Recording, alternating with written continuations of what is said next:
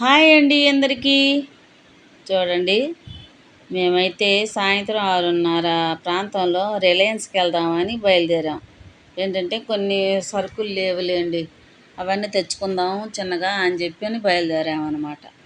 సగం దూరం పోయాక ఇక్కడ చిన్న పునుగులు చాలా బాగుంటాయి, తిందామా అన్నారు. ఓహో, ఈయనకు బాగా ఇష్టం అట్టుందని చెప్పి సరేలే పదా అన్నాం. ఒక్క ప్లేట్ తీసుకున్నామండి.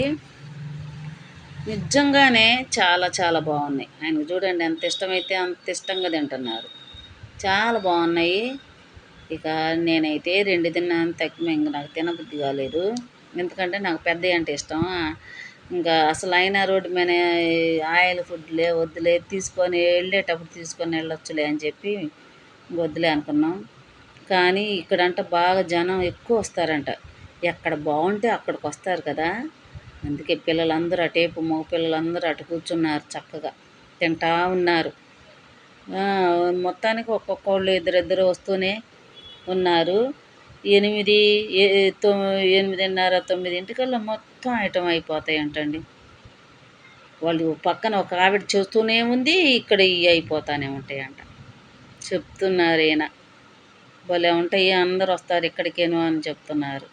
సరేలే ఇక బయలుదేరదాము అని అనుకున్నాము.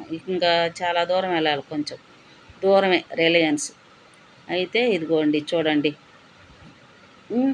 ఇంతకుముందు రోడ్డు అంత పల్చగా ఉంది కదా, ఇప్పుడు చూడండి ఎంత ట్రాఫిక్ జామ్ అయ్యిందో. ఏంటా ఎందుకు ట్రాఫిక్ జామ్ అయిందా?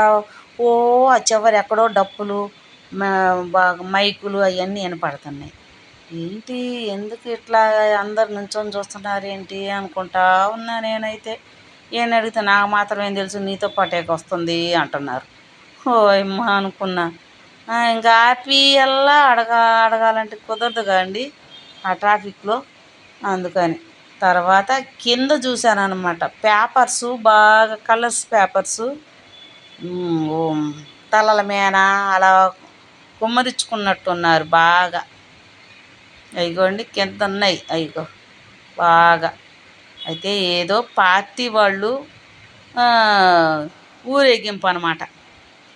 అందుకే బాగా హడావుడి, వాళ్ళ ఫ్యాన్స్ అంతా హడావుడి చేసి గోలుగా డప్పులతో మైకులతో అలా ఉన్నారనమాట.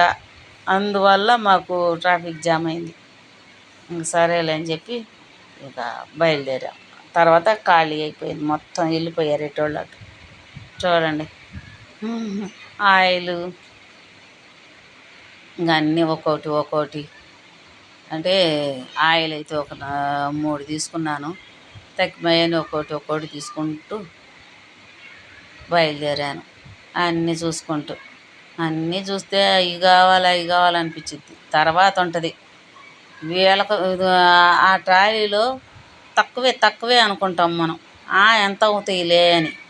కానీ ఆ కౌంటర్ దగ్గరికి వెళ్ళాలి, బిల్లు చూస్తే అదిరిపోతాం. 4,000 5,000 అలా ఉంటాయి. అందుకని మేము కావాల్సినవే తీసుకున్నామండి. అనవసరంగా మూలన పెట్టుకొని ఇప్పుడుకో వాడుకునే ఇప్పుడే ఎందుకు తీసుకోవడం, అవును కదా. అందుకని ముఖ్యమైనవి మళ్ళీ ఎక్కువగా అయినా స్నాక్స్ బాగా తింటారులేండి.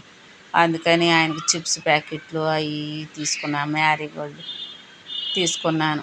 అవి తిని కాస్త టీ తాగుతుంటారు.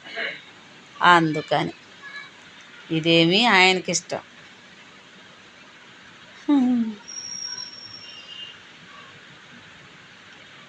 అలా ఎతికి ఎన్ని లైన్లు ఉన్నాయో. చక్కగా మనకు కావాలే కానీ ఓపికతో సాయంత్రం దాకా ఎత్తుక్కొని తీసుకోవచ్చు.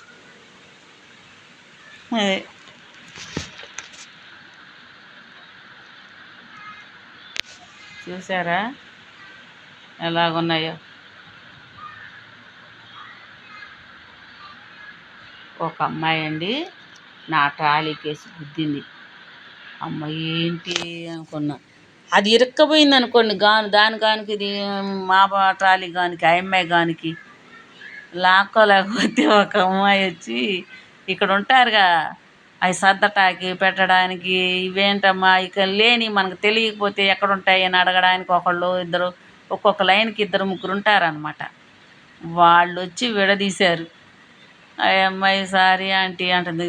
ఒక ట్రాలీ నడిస్తే అదిగో చూడండి ఇంకోటి ఇరుక్కుంటుంది. ఆ అమ్మాయి ఏం చేసింది, గబగబా ఎదురొచ్చేసింది. ఇంకేం చేస్తాం? అలా జరిగిందనమాట ఈరోజు. అదిగోండి శనగిత్తనాలు కేజీ అనుకున్నాను. అక్కడికెళ్ళాక ఇంకా తీశారు. కందిపప్పు ముఖ్యమైనవి తీసుకున్నానండి.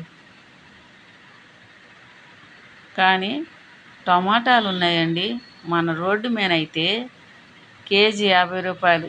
ఏం బాగలేవు. ఇక్కడ ఉన్నాయి యాపిల్ పళ్ళులాగా ఉన్నాయి. నిజంగా అంత బాగున్నాయి టమాటాలు. కేజీ బయట 50 రూపాయలైతే ఇక్కడ 40 రూపాయలు, 10 రూపాయలు తక్కువ. నేను చక్కగా అయ్యో చిత్తూరు మామిడికాయలు తీసుకుందామంటే మచ్చలు వచ్చేసాయి అనుకోండి. నేను ఎప్పుడు ఈ గీ వాడుకుంటానండి.